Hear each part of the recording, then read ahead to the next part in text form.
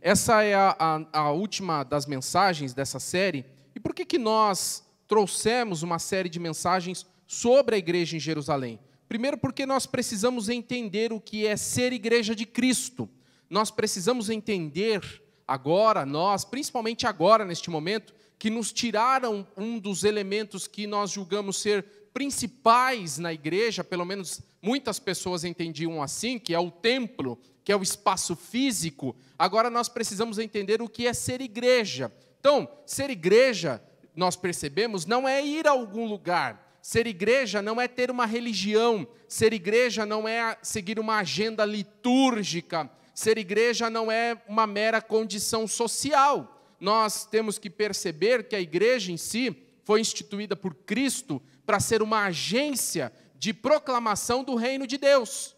Jesus veio a esta terra, ele cumpriu o seu ministério, e no momento que ele vai ascender aos céus, antes de ascender, lá no capítulo 1 de Atos, ele diz para os seus discípulos: olha, vocês fiquem aqui até que do alto sejam revestidos de poder, e vocês serão as minhas testemunhas, ou seja, vocês vão continuar, vocês vão dizer aquilo que vocês viram, vocês vão dar andamento ao evangelho do reino. Evangelho, só lembrando, é a boa notícia. Jesus veio trazer o evangelho. Qual é a boa notícia? Que o reino de Deus chegou. Então, a igreja foi colocada nesta terra, foi comissionada por Cristo, ela foi instituída para que conduzisse o reino de Deus nesta proclamação, conduzisse a forma de ser do reino de Deus, expandisse o reino de Deus no intervalo entre a subida de Cristo até a volta dele, quando ele vai consolidar definitivamente o seu reinado.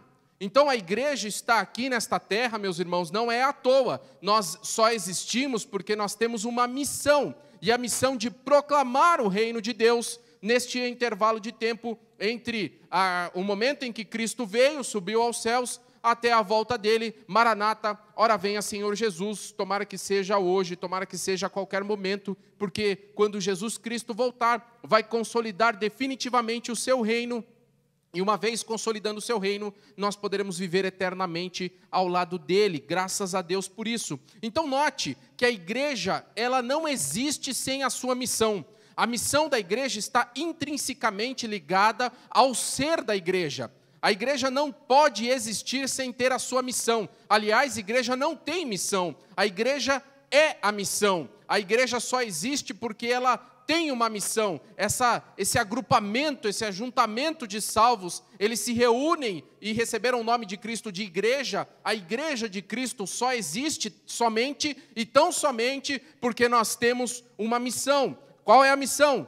Proclamar o reino de Deus. E é isso que nós vamos falar aqui nesta última mensagem sobre a igreja em Jerusalém. A igreja ia muito bem, obrigado. A igreja estava bem, a igreja estava crescendo, a igreja sempre tinha gente nova, a igreja tinha sinais, a igreja tinha maravilhas, a igreja era tudo muito gostoso, ninguém passava fome, a igreja era um ambiente muito gostoso, só que esqueceu de um detalhe, esqueceu da sua missão.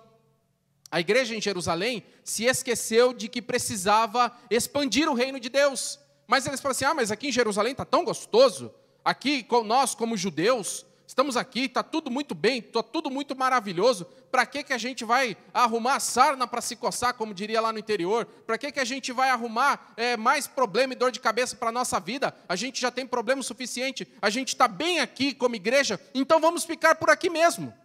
Não vamos proclamar o reino, não vamos expandir o reino, não vamos cumprir a missão que Jesus Cristo deixou. Só que aí que está, neste intervalo de tempo, a igreja não tem outra opção. Nós precisamos, é uma necessidade, é uma condição de ser da igreja. Nós precisamos proclamar a nossa missão.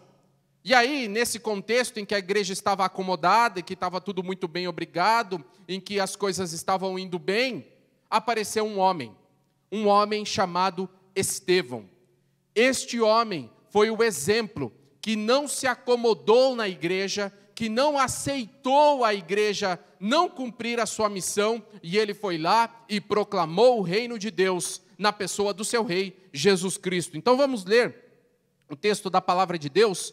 Eu vou ler, na verdade, 2 textos, tá? Eu vou ler primeiro o capítulo 6 de Atos, os versículos 8 a 15, Depois eu vou pular lá para o capítulo 7, lá no final do capítulo 7, já na morte de Estevão, ok? Então, abra sua Bíblia, nós não vamos ter a projeção. Abra sua Bíblia aí em Atos dos Apóstolos, no capítulo 6, versículos 8 a 15. 6, 8 a 15. Vamos lá, diz o seguinte: Estevão, homem cheio de graça e do poder de Deus, realizava grandes maravilhas e sinais no meio do povo. Contudo, levantou-se oposição dos membros da chamada Sinagoga dos Libertos, dos judeus de Cirene e de Alexandria, bem como das províncias da Cilícia e da Ásia. Esses homens começaram a discutir com Estevão, mas não podiam resistir à sabedoria e ao espírito com o que ele falava. Então subornaram alguns homens para dizerem: ouvimos Estevão falar palavras blasfemas contra Moisés e contra Deus. Com isso agitaram o povo, os líderes religiosos e os mestres da lei, e prendendo Estevão, levaram-no ao sinédrio.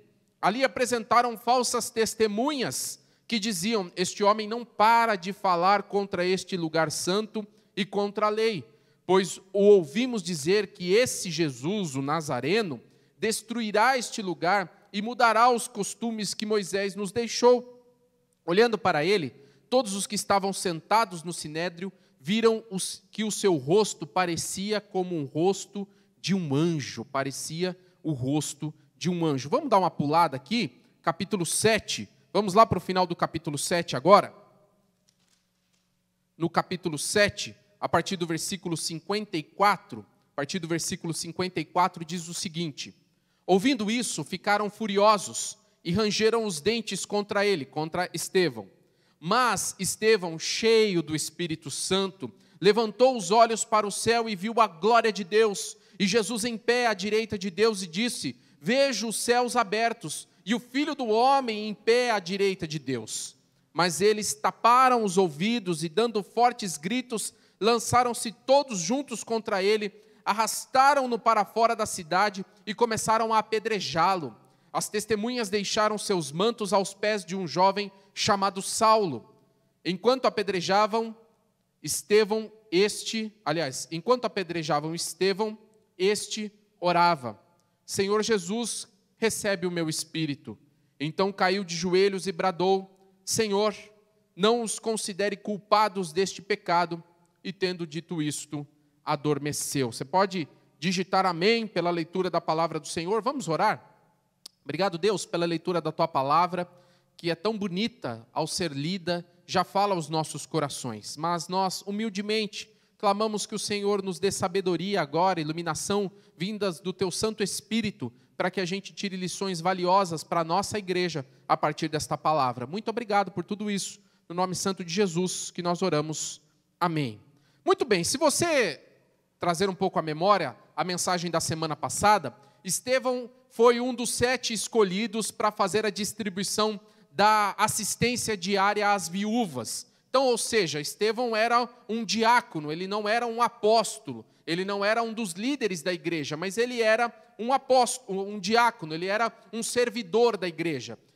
Então, para a gente entender o problema que estava acontecendo aqui com Estevão e que fez com que ele fosse apedrejado, aliás, é o primeiro dos mártires da fé cristã, nós precisamos entender 2 coisas para a gente entender esse contexto. A primeira delas é que a igreja de Jerusalém estava intimamente ligada ao judaísmo, ou seja, todos os discípulos eram judeus e continuavam seguindo a fé judaica. Então eles não entendiam que, ao crerem em Jesus Cristo, eles estavam mudando de religião. Muito pelo contrário, eles entendiam que, a partir daquele momento, eles estavam vivendo o verdadeiro judaísmo, porque criam que o Messias esperado pelos judeus tinha chegado. Então, a religião judaica e o cristianismo ainda estavam numa simbiose, era a mesma coisa, não existia o cristianismo em si, não existia como uma fé especial ou como uma fé apartada o cristianismo. Todos os crentes até então eram também judeus, Tanto é que Estevão, por exemplo, aparece numa sinagoga discursando. Ou seja, eles se reúnem como igreja para falar de Cristo, para louvar ao Senhor, mas também frequentavam as sinagogas judaicas, porque eles entendiam que, na verdade, continuavam adorando ao verdadeiro e único Deus, mas com um adicional, porque agora eles criam que o Messias tinha chegado. Aliás, provavelmente, nessa sinagoga dos libertos, tinha um jovem lá que frequentava, chamava-se Saulo também. Os estudiosos vão pensar desta forma. Essa é a primeira coisa que a gente tem que entender. A segunda, para a gente entender o contexto, é que a igreja, formada por judeus, tinha duas congregações. Lembra que a gente falou semana passada? A igreja tinha uma espécie de duas congregações, dois agrupamentos. Um de fala hebraica, ou seja, aqueles judeus que tinham nascido na própria Palestina, ali na Judéia, em Jerusalém. Então, eles tinham uma fala hebraica, provavelmente falavam aramaico. Então, se referiam, quando fala hebraico aqui, provavelmente está se referindo ao aramaico. Então, eles tinham essa fala hebraica, eles eram ali os judeus da Gema, ali de Jerusalém e das circunvizinhanças. E tinha outra congregação, que era a congregação dos judeus de fala grega, ou seja, os judeus helênicos, provavelmente judeus que vinham de várias partes do mundo e de alguma forma tinham nascido em outras partes e naquele momento estavam morando, vivendo em Jerusalém. Essas duas congregações dentro da igreja, me parece que elas tinham uma certa tensão. Nós vimos na semana passada a tensão entre as viúvas, mas parece que existia também uma outra questão fundamental aqui. Parece que os judeus de fala hebraica, os judeus que eram ali da própria Palestina, eles tinham um apego ainda às questões judaicas. Tinham um apego não só à lei de Moisés em si, todos tinham, mas tinham um apego ao templo, tinham um apego à liturgia do judaísmo, tinham um apego à vivência do judaísmo. Já os judeus de fala helênica, de fala grega, eles já não tinham tanto apego assim. Eles verdadeiramente entenderam que Cristo tinha dito, por exemplo, que Deus não habita em templos feitos por mãos, e que no momento em que o Espírito Santo desce, Deus muda de endereço. Até então, Deus morava no templo. A habitação de Deus era o templo em Jerusalém. Agora, com a descida do Espírito Santo, Deus mora em cada coração. Deus mudou de endereço. E me parece que esses crentes, judeus de fala grega, esses sim entendiam isso. Mas só que quem comandava a igreja eram os judeus de fala hebraica. Então, vejam atenção. Enquanto esses estavam dominando, vamos continuar judeus, vamos continuar no judaísmo, vamos continuar em Jerusalém, não vamos cumprir a missão que Cristo nos deixou para propagar o reino em Jerusalém, na Judéia, em Samaria e até os confins da terra. Só que apareceu um homem corajoso, como diria lá no Nordeste, cabra macho mesmo, que era Estevão. E Estevão, na sua coragem, ele não tem medo, ele não tem receio, ele prega verdadeiramente o reino de Deus. E ao pregar o reino de Deus, ele diz, olha gente, Deus não está nesse templo em Jerusalém, Deus não está nesse templo. Aliás, Jesus Cristo já disse que esse templo vai ser destruído, inclusive. Vocês se esqueceram disso? Esqueceram que Jesus disse isso? E isso começou a causar um alvoroço entre os judeus, começou a causar um alvoroço aqueles que ainda não conheciam a Cristo, e começou uma perseguição à igreja a partir de Estevão. E é exatamente esse discurso firme de Estevão, um discurso até certo ponto mais radical, que começa a abalar as estruturas da igreja. A igreja estava bem acomodada, lá com seus probleminhas, caminhando bem, só que não estava cumprindo a missão, mas aparece um homem com coragem, um homem que teve a ousadia de pregar o verdadeiro evangelho e de pregar o reino. Então aqui está Estevão. E Estevão tira a igreja da inércia, Estevão tira a igreja da sua mesmice, Estevão tira a igreja do momento em que estava de não cumprir a missão que Cristo tinha lhe dado. Então, a igreja estava lá, tudo muito bem, tudo maravilhoso, e aí a missão fica em segundo plano. Veja, por exemplo, como a igreja estava colocando a missão em segundo plano. Os capítulos 5 e 6, uma parte do 6, o capítulo 5, eles vão falar de problemas da igreja dentro de si mesma.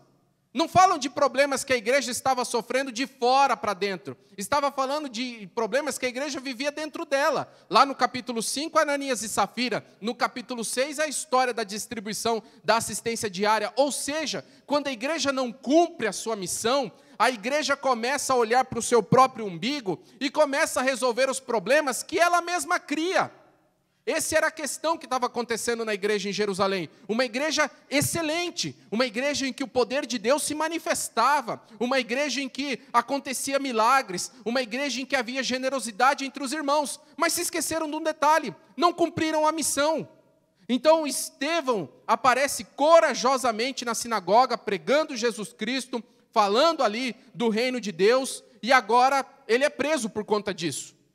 E o capítulo 7 vem trazer lá o discurso de Estevão, um discurso maravilhoso, nós já vamos falar um pouco sobre ele, um discurso maravilhoso, um discurso cheio do Espírito Santo, que Estevão vai e fala, sim, Jesus Cristo disse que Deus não habita em templos feitos por mãos, os profetas já disseram isso, vocês querem me matar, porque vocês já mataram os profetas, como fizeram ao longo da história. A liderança religiosa de Israel é uma liderança corrupta, teve problemas com Cristo, teve problemas com profetas, eu tenho certeza que eu não vou passar impunemente diante disso, porque vocês estão sempre matando os mensageiros, aqueles que vêm falar as verdades que vocês não aceitam.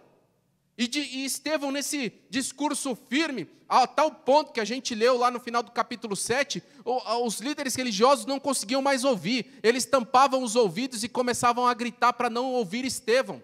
Tanto é que arrastam Estevão para fora da cidade e cometem esse apedrejamento. Até a gente pergunta, mas por que os líderes religiosos não mataram Jesus da mesma forma, por apedrejamento? Porque, na verdade, os líderes judeus não tinham direito de fazer isso. Na verdade, o que acontece com Estevão aqui é um linchamento público. Ele não foi morto corretamente, foi uma morte não só injusta aos olhos de Deus, obviamente, mas inclusive aos olhos da justiça romana. Eles não tinham o direito de matar Estevão como fizeram. Só que a verdade que Estevão estavam pregando era tão clara, era tão direta, era tão correta, que eles não tinham o que fazer. Então Estevão, meus irmãos, nos ajuda a entender uma reflexão importante para a igreja de hoje. Porque nós estamos num momento da história que parece que a igreja se esqueceu que tem uma missão. Nós estamos num momento da história que a igreja, se perguntar para qualquer pessoa o que é ser a igreja, o que fazer, como é que faz parte da igreja, como é que é a igreja. Fazendo perguntas de igreja, as pessoas não vão saber responder. Vão dizer, a igreja é lá o templo, lá na Fará de Bechara 246, lá em Carapicuíba. Espera aí, mas está fechado, então vocês deixaram de ser igreja por conta disso? Não deixamos, a gente tem as transmissões. As pessoas não vão entender. Essa é a questão. A igreja, ela está totalmente ligada à sua missão. E nós não podemos, meus irmãos, desvincular uma coisa da outra. Por isso que essa reflexão é importante. Porque nos momentos em que a igreja se acomoda ao longo da história, e que a igreja fica lá dentro dos seus castelos, fica dentro dos seus templos, fica resolvendo somente os problemas que ela mesma cria, acontece na igreja uma frieza espiritual, e entra na igreja o secularismo, a igreja perde a capacidade de sentir o poder de Deus, a igreja parece que vira um clube social, a igreja parece uma sociedade de amigos de bairro, porque se esquece da sua própria missão. E essa série não terminaria de melhor forma, para nós olharmos para a vida de Estevão, para que a gente possa se inspirar em Estevão, para que nós possamos ser uma igreja corajosa de, mesmo que temos as nossas dificuldades, mesmo tendo os nossos problemas, nós precisamos cumprir a missão que Cristo nos deixou de proclamar o reino de Deus, de propagar esse reino, de expandir as fronteiras do reino de Deus, para que todos sejam alcançados, a todos os povos, até que Ele venha, como diria a palavra de Deus. Senão não há sentido em ser igreja. Senão não há sentido. Qual que é o sentido de ser igreja? Qual que é o sentido da gente aqui ficar transmitindo live para vocês? Qual é o sentido de vocês aí conectarem? Qual é o sentido de vocês participarem para ter um cartão de membro, um certificado de batismo? Não há sentido. A igreja não tem sentido sem a sua missão. E é por isso que a gente precisa de pessoas como Estevão na igreja. Pessoas que não tenham dúvidas da missão da igreja e tenham a coragem de fazer a igreja caminhar no sentido da sua missão. Aí você vai pensar assim, pastor, você tem razão. A igreja está precisando de uns caras meio bocudo, os caras que falam mesmo, tipo Silas Malafaia, né? Tipo Marco Feliciano, Caio Fábio, esses caras que falam mesmo. Não, meus irmãos, longe de nós, que Deus nos livre e guarde. O nosso exemplo é Estevão, o exemplo de coragem, porque não adianta simplesmente você chegar e falar do reino, não adianta você querer dar de dedo na cara do mundo, não adianta você dizer, olha, vocês estão errados e nós estamos certos, porque nós temos o reino de Deus. Não é assim que se faz. E Estevão nos ensina isso. E ele nos ensina através de 4 exemplos daquilo que ele fez. A igreja precisa proclamar o reino, mas o reino precisa ser acompanhado de, pelo menos, olhando para Estevão, de 4 questões fundamentais. A primeira delas, cheia do Espírito Santo. A igreja não pode prescindir do Espírito Santo. Aliás, também não existe igreja sem o Espírito Santo atuando em cada coração. A igreja, para proclamar o reino de Deus, ela precisa ser cheia do Espírito Santo. E é isso que o texto vai falar mais de uma vez de Estevão. Lá no começo do capítulo 6, no capítulo 7, vai falar que Estevão tinha muitos predicados. Entre esses predicados, ele era cheio do Espírito Santo. Infelizmente, quando eu digo cheio do Espírito Santo, muitos de nós vão pensar em manifestações estáticas, vão pensar em movimentos, vão pensar em línguas, em pulos, em quedas, em manto, vão pensar nessas coisas. Mas Estevão não era nada disso. Você percebe que Estevão não pulava, Estevão não pendurava no lustre, Estevão não subia atrás da asa do anjo, Estevão não caía no manto, Estevão nada disso. Mas Estevão era cheio do Espírito Santo, ou seja, ser cheio do Espírito Santo não é nada disso que eu disse antes. Ser cheio do Espírito Santo era, na vida de Estevão, o guia, era a forma como ele era guiado por Deus para fazer a vontade dele. Era como Deus o guiava a ponto de os seus algozes não ter argumentos contra ele. Tamanha era a sabedoria. A sabedoria vinha de onde? Vinha do Espírito Santo guiando, iluminando, conduzindo a vida de Estevão. Estevão era um homem exemplar.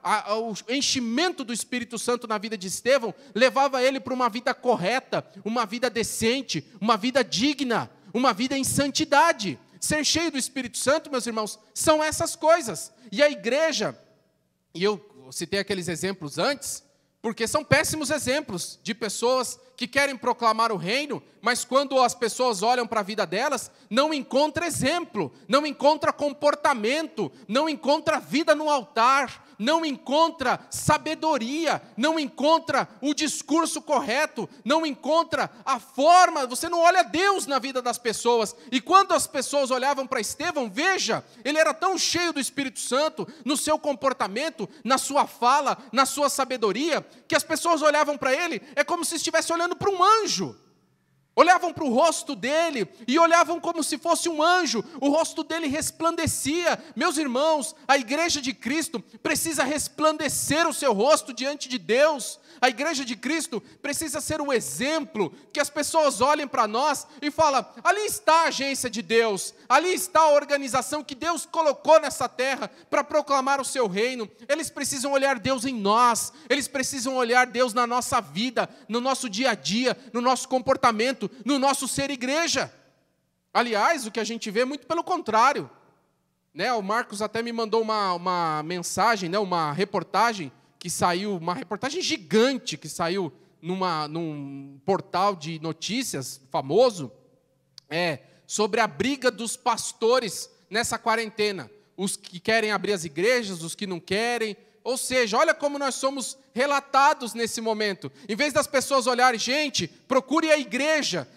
Tem igreja para todo gosto, todo tipo, transmissão todo dia. Se você procurar no Facebook, você vai ver 1 milhão de transmissões online. Se você procurar no YouTube, em vez do mundo olhar e falar assim, olha gente, olha lá a igreja está proclamando o reino de Deus. Olha lá, eles estão falando aquilo que eles creem. Eles estão trazendo uma boa notícia. Eles estão trazendo uma mensagem poderosa. As pessoas olham para nós e vê briga, e vê guerra, e vê gente, cada um puxando a sardinha para o seu lado. Olha só o que é a igreja querer proclamar o reino sem ser cheia do Espírito Santo. Aliás, esse é um dos meus grandes objetivos como pastor. Deixa eu puxar minha água aqui. Enquanto isso, digite amém aí, meu irmão. Deixa eu puxar minha aguinha aqui.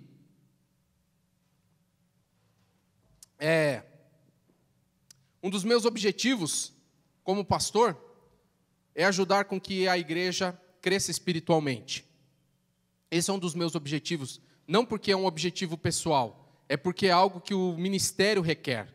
Que a gente ensine a igreja a ser mais espiritual, que a gente conduza a igreja a uma espiritualidade, que a gente conduza a igreja a ser pessoas cheias do Espírito Santo. Por que que isso é uma necessidade imediata da igreja? Meu irmão, porque sem pessoas cheias do Espírito Santo, o reino não vai ser proclamado. Porque a gente vai olhar para um monte de coisa. A gente vai olhar, mas a imagem está meio desfocada, ô Ramon, eu não vou assistir a live da igreja, porque a imagem está meio desfocada. Meu irmão, se isso é um problema para você, sinto muito, mas pessoas cheias do Espírito Santo estão pensando, estão com o coração ardendo, pensando como é que nós podemos dar continuidade à nossa missão, como nós podemos abençoar as vidas, como nós podemos alcançar o reino de Deus nas pessoas que às vezes estão do nosso lado, estão perecendo sem receber a mensagem do reino de Deus. E nós estamos aqui preocupados com os nossos probleminhas do dia a dia.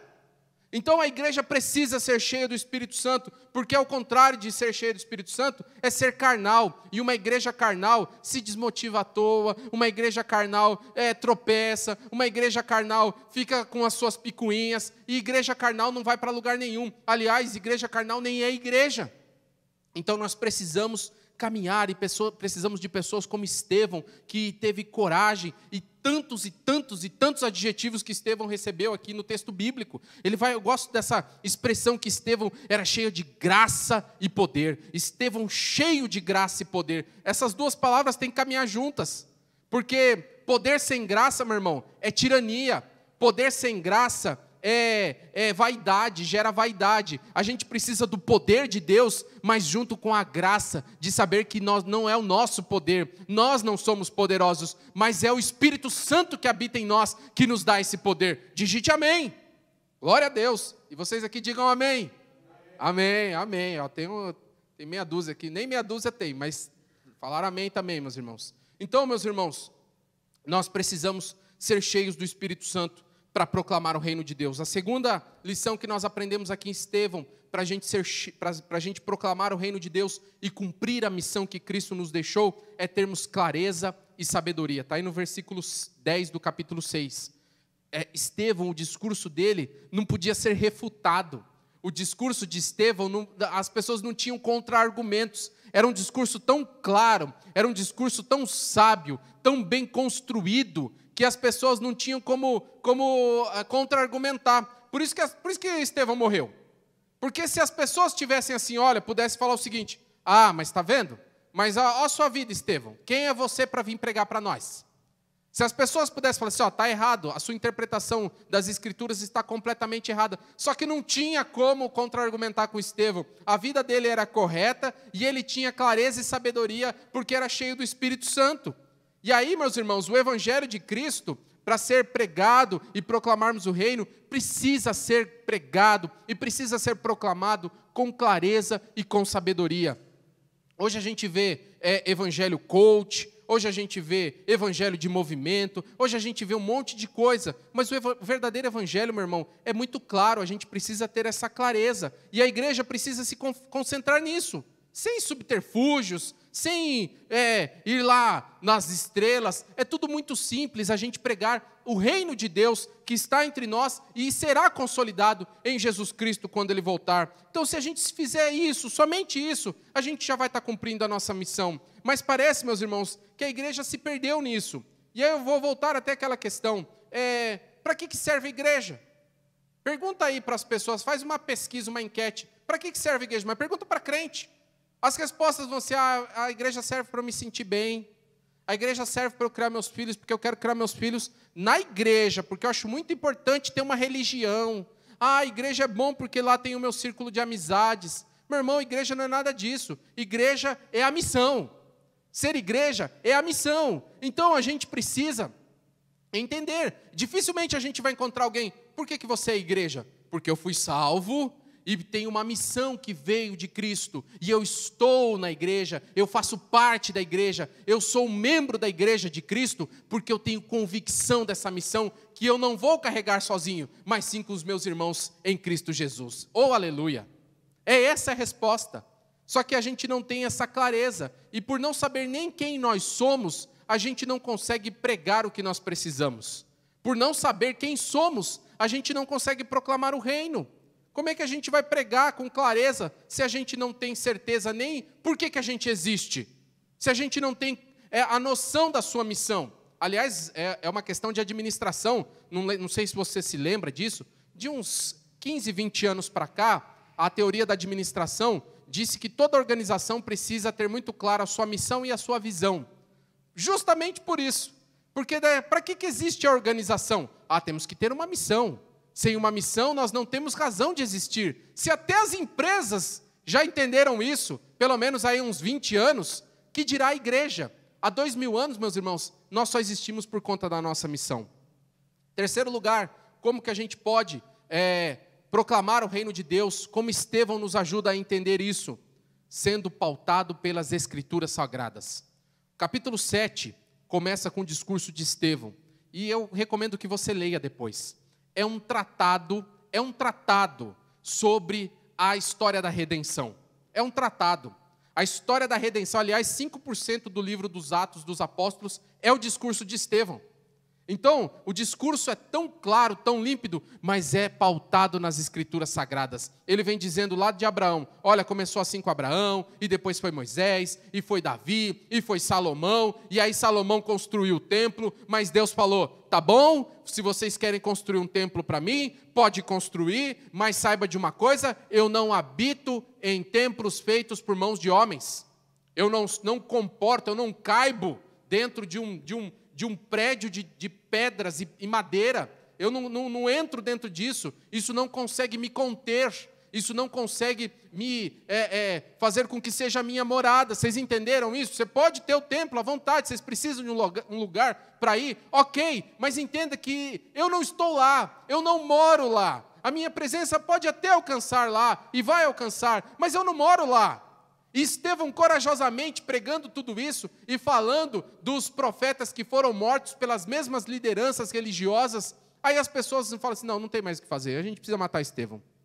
Porque é tudo muito claro e é pautado nas Escrituras. E as Escrituras Sagradas, meus irmãos, devem ser o nosso foco. Nós precisamos pregar a palavra de Deus.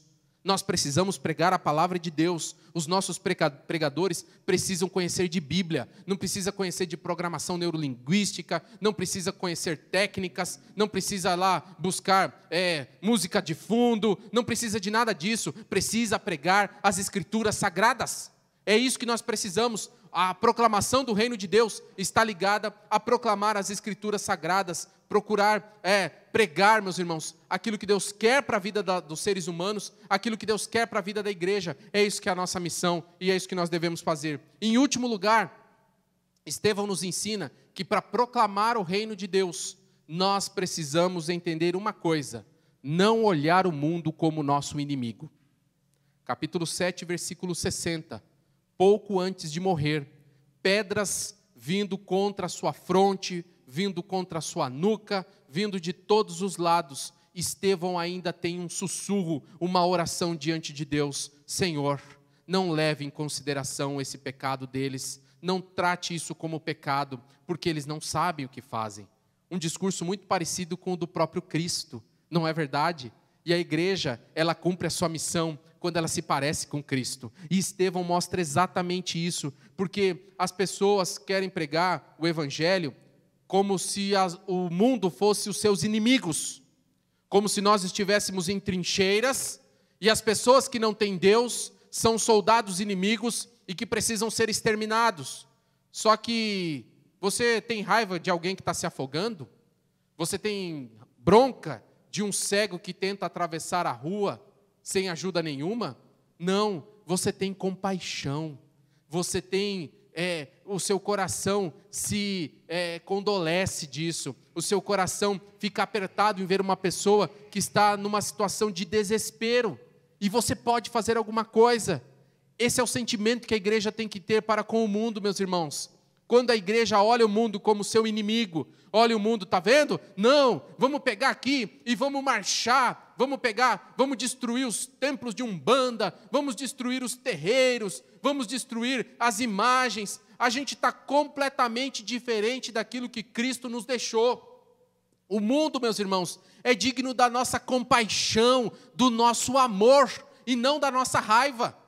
Ah, se fosse eu lá no lugar de Estevão, no primeiro pedrisco eu já estava xingando o povo.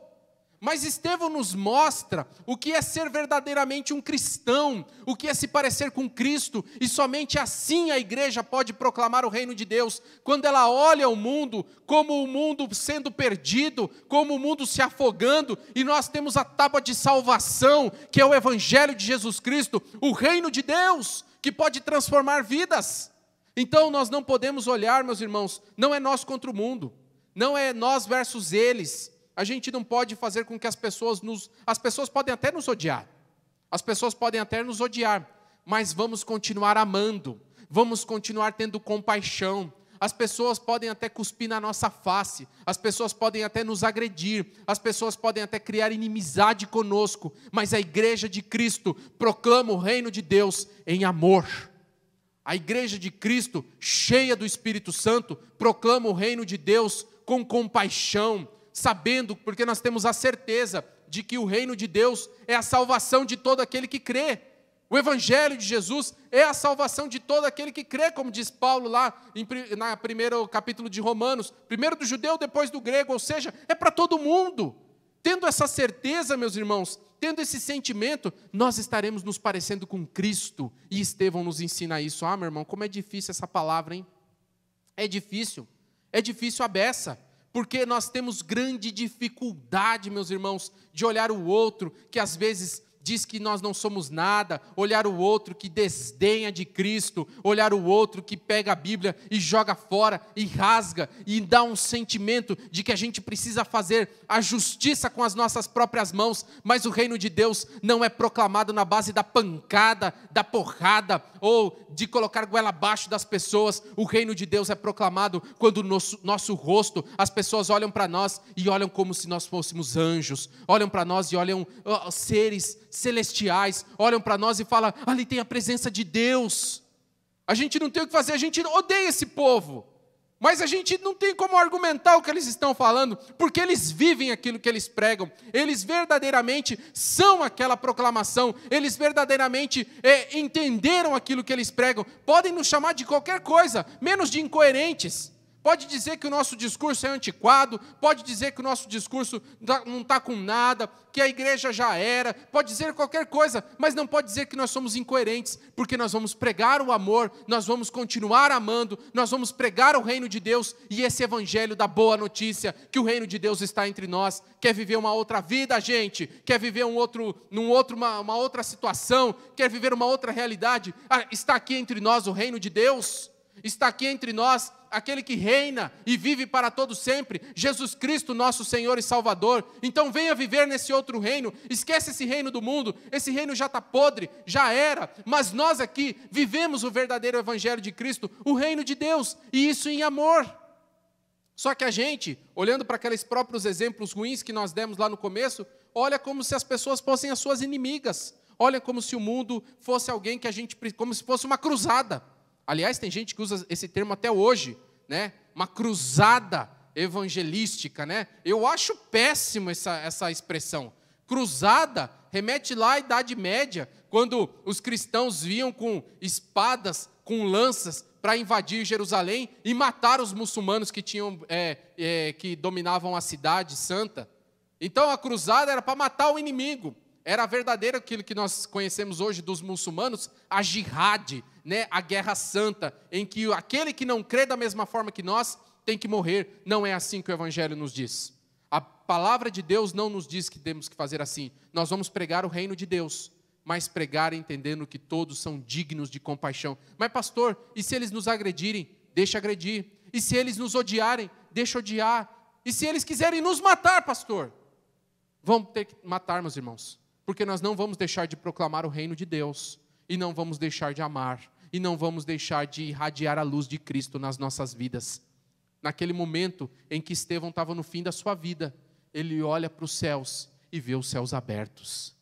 Será que um dia, meus irmãos, nós teremos uma igreja a tal ponto de saber que a conexão com o céu está tão próxima, nós estamos tão conectados, a live do céu está passando no nosso celular aqui, a tal ponto que a gente vê, tem céu aberto na nossa vida. A gente está lá no céu, mas está aqui na terra, mas está lá no céu ao mesmo tempo. Nós podemos ter essa conexão, porque seremos pessoas como foi Estevão. O primeiro dos mártires nos ensina a ser igreja, nos ensina a proclamar o reino corajosamente, ainda que isso nos faça sofrer, ainda que isso nos traga inimizades, mas nós precisamos proclamar o reino de Deus, porque a igreja não é nada sem a sua missão. Mas não proclamar por proclamar, não jogar folhetos nas caixas de correio, não simplesmente ficar pregando aos quatro ventos nas praças sem que ninguém nos ouça, mas proclamar o reino de Deus, amando as pessoas, proclamar o reino de Deus, mostrando quem Deus é através das nossas vidas. Que Deus tenha misericórdia de nós e nos ajude a ser essa igreja, a ser a igreja de Jerusalém, não a igreja acomodada, mas a igreja que tem pessoas como Estevão, que firmes continuam seguindo a missão que Cristo nos deixou. Muito, meus irmãos, é muito difícil, mas não temos outra opção. Se quisermos ser igreja de Cristo, precisamos proclamar o evangelho de Cristo. Que Deus nos ajude e nos abençoe.